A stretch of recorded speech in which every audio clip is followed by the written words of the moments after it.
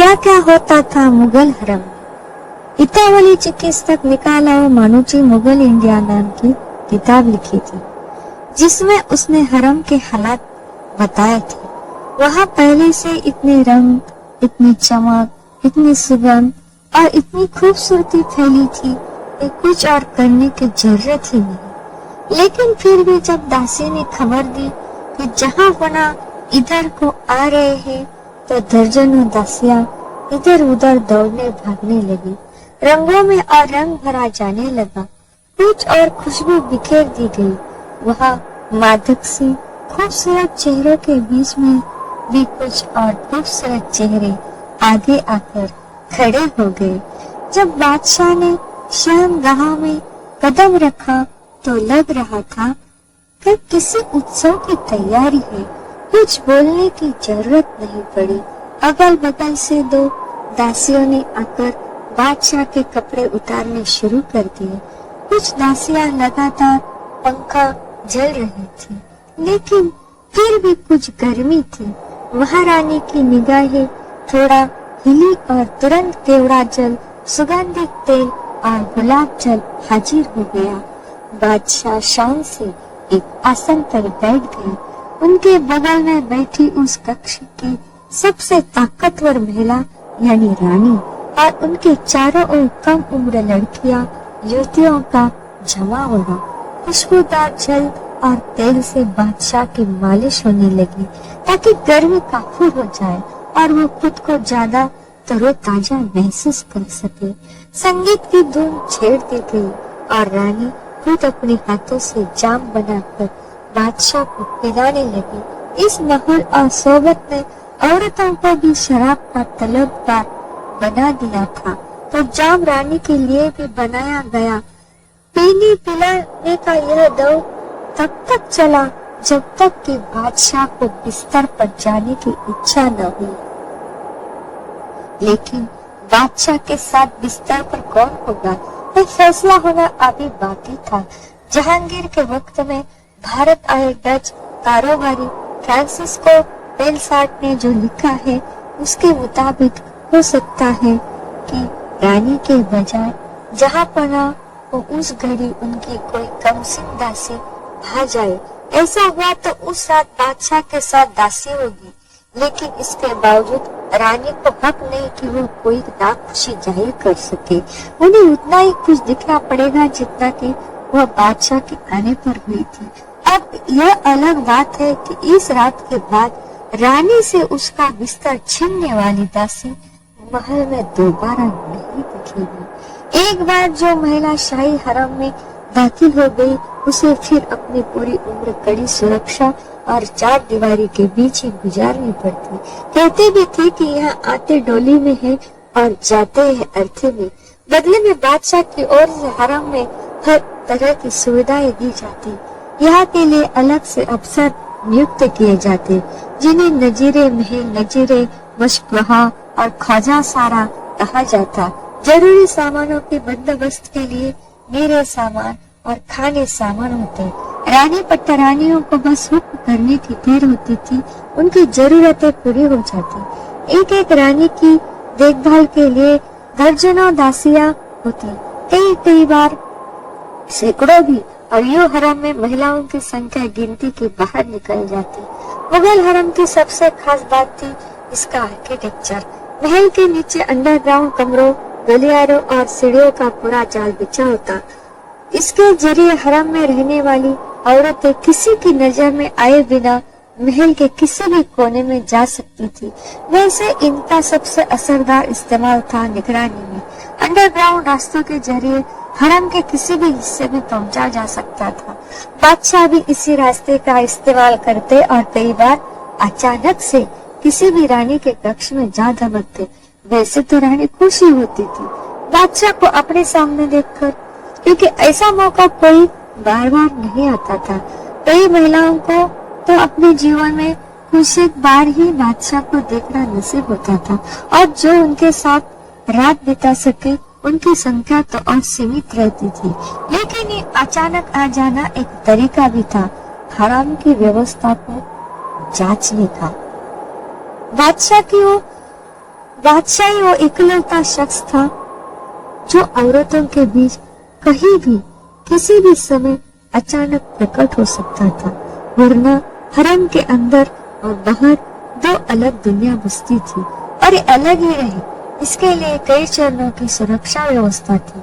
अंदर की दुनिया की कमान पूरी तरह औरतों के हाथों में थी और बाहर की जिम्मेदारी थी बादशाह के वफादारों पर। इन दोनों में तालमेल की गुंजाइश बनी रहे, इसके लिए कुछ हिजड़े रखे जाते थे। वैसे हिजड़े ही थे जो दोनों तरफ की चीजें देख सकते थे, पर उन्हें भी खुली छूट नहीं मिली थी हरम में घूमने की। इतनी बंदिश और इतनी सुरक्षा के बावजूद कुछ चूक तो हो जाया करती थी। अब जिस रानी का दिल बादशाह ने रात में जला दिया, उसकी जगह दासी को पसंद कर लिया। वो कुछ तो करेगी, पर हरम में तयशुदा चीजों से अलग कुछ और करने का मतलब होता था कड़ी सजा, कई बार मौत। ऐसी सजाएं सरेआम नहीं दी जाती थी। हरम की हर बात राज रहनी चाहिए, ताल्लुक रखने वाली महिलाएं रहती, पर हरम में आने के बाद उन सभी को कड़ी पर्दा प्रथा का पालन करना होता। उनके कक्ष में केवल बादशाह को ही जाने की अनुमति होती थी। यहाँ तक कि जवान होते बेटे भी बादशाह के हरम में दाखिल नहीं हो सकते थे।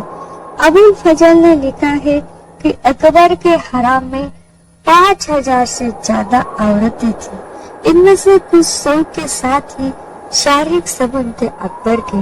बाकी सारी औरतें हरम की व्यवस्था में लगाई गई थी, लेकिन इन सबको भी उतने ही कड़े नियमों का पालन करना पड़ता था जितना कि किसी रानी को। अगर जनान खाना की किसी महिला के कदम बहके या किसी ने उस वर्जित क्षेत्र में जाने की जुर्रत की तो उसे फांसी पर लटका दिया जाता था। इसके लिए अंडरग्राउंड फांसी घर था और लाश को ठिकाने लगाने के लिए एक गहरा कुआं। सैकड़ों महिलाओं के बीच कोई कम हुआ, ये हिसाब कौन रखता वहाँ।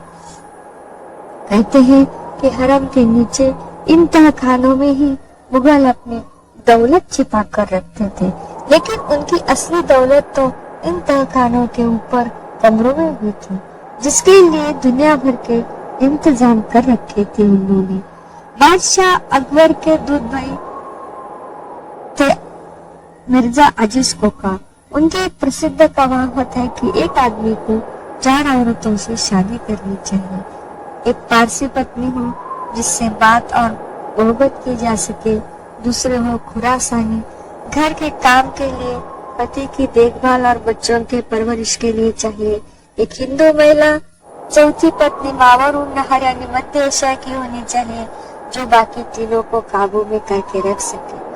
मध्यकाल की यह सोच बताती है उस दौर में महिलाओं की स्थिति के बारे में, और जब बात आती है मुगलों के हरम की तो फिर यह सोच भी टूट जाती है। वहाँ न कोई संख्या मायने रखती है और न कोई इलाका। मुगलों का हरम एक छोटे शहर जैसा हुआ करता था। यहाँ विभिन्न क्षेत्र, धर्म, भाषा और संस्कृति से ताल्लुक रखने वाली महिलाएं रहती, पर हरम में आने के बाद उन सभी को कड़ी पर्दा प्रथा का पालन करना होता। उनके कक्ष में केवल बादशाह को जाने की अनुमति होती थी। यहाँ तक कि जवान होने वाले बेटे भी बादशाह के हरम में दाखिल नहीं हो सकते थे। मुगल हरम में कुछ औरतें शादी करके लाई जाती थी, जो कुछ जबरन हरम के अंदर पैदा हुए बच्चों के लिए स्कूल और मैदान होता था। हरम में शादी, खजाना, गुप्त दस्तावेज और शाही मुहर भी रखी जाती थी। मुगलों का दिया जब आज भी झेल रही है राजस्थान की औरतें। मनोज लिखते हैं कि हरम में औरतों का जीवन आलीशान था। शाही कपड़े, आराम के सारे सामान, दासियां और सेवा में लगे किन्नर। हरम में औरतें संगीत, कहानी या फिर मुर्गों की लड़ाई से खुद का मनोरंजन करती थी। हरम में महिलाओं की तादाद इतनी ज्यादा होती थी कि कभी कभी तो तामियों में बादशाह को देखना नसीब नहीं होता था, लेकिन सब औरतों की स्थिति हरम में एक समान नहीं थी। बादशाह की पत्नियों में जो पहले बेटे को जन्म देती थी उसका हरम में सम्मान बढ़ जाता था। जो बीमार होती उसे बीमार खाने में भेज दिया जाता था। अबुल फाजल ने आईने अकबरी में बताया गया है कि शाही हरम के अंदर महिला सुरक्षा कर्मियों और पास में किन्नरों की टुकड़ी रहती थी। एक किन्नर बड़े से बड़े योद्धा को हराने की क्षमता रखते थे। अबुल फजल ने आईने अकबरी में लिखा है कि शहंशाह अकबर के हरम में 5000 औरतें थी। हालांकि इससे पहले के 2 बादशाहों के समय में ये संख्या 300 और 400 से ज्यादा नहीं पहुंची थी। हरम में काम करने वालों की सैलरी निश्चित थी। इसमें सबसे ज्यादा सैलरी दरोगा की होती थी, जिसे 1000 से 1500 रुपए का महीना मिलता था। ये उस जमाने में एक बहुत बड़ी रकम थी। हरम में काम करने रहे साधारण नौकर को भी 2 से 51 रुपए महीना वेतन दिया जाता था। हरम पर होने वाले खर्च का पूरा हिसाब खजांची रखता था। मुगलों के ऐसे हरम दिल्ली, आगरा, फतेहपुर सिकरी और लाहौर, अहमदाबाद, बुरहानपुर, दौलताबाद, मांझू और श्रीनगर में बनाए गए थे। तो ये थी आज की कहानी। तो दोस्तों, आपको ये सच्ची कहानी है, ऐतिहासिक कहानी, तो आपको कैसी लगी लाइक कमेंट जरूर कीजिए। चैनल को सब्सक्राइब कीजिए, क्योंकि मैं आपके लिए लेके आऊंगी ऐसी रोचक रहस्यमय सच्ची घटनाएं कहानियां। तो फिर से मिलेंगे। धन्यवाद।